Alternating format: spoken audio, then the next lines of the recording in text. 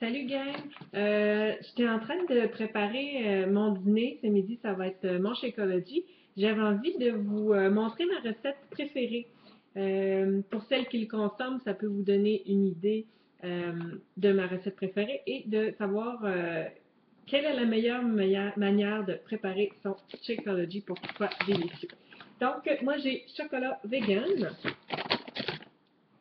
Je prends mon verre de shake. Je vais mettre, moi je mets environ 10 à 12 onces d'eau.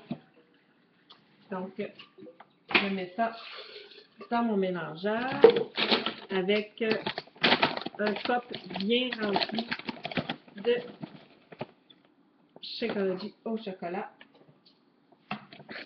J'ai essayé beaucoup de saveurs. Tropical Strawberry est délicieux. Fraise est bon aussi. J'ai essayé le chocolat régulier, un petit peu plus sucré, mais il y a moyen d'atténuer le goût de temps en temps quand on veut un petit peu moins sucré.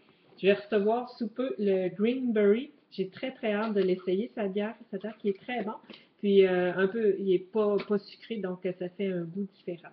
Donc j'ai mis mon eau, j'ai mis mon shake, j'ajoute 4 glaçons pour donner de la texture. Puis, moi, j'adore les mangues congelées. Ça, c'est un sac qui vient du Costco. Un gros sac de mangues congelées. Donc, je remplis un contenant mauve de mangues congelées. Oui, ça dépasse un petit peu du contenant, mais vu qu'ils sont congelés, quand ça dégèle, ça rapetisse un peu. Donc, si je veux avoir l'équivalent d'un contenant complet de fruits, je le mets un petit peu plus. Donc, je mets tout ça là-dedans. C'est complet. Ça va faire un petit peu de bruit. Je vais mélanger.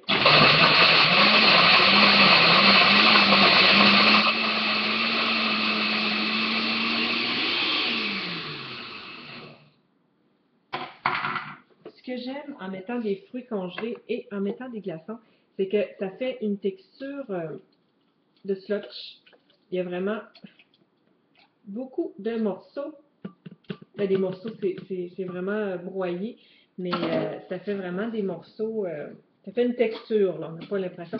Et quand c'est vraiment épais comme ça, ben, il faut le déguster à la cuillère. Un vrai délice. Je vous conseille vraiment de l'essayer. Le secret, c'est vraiment de mettre des glaçons, comme je disais.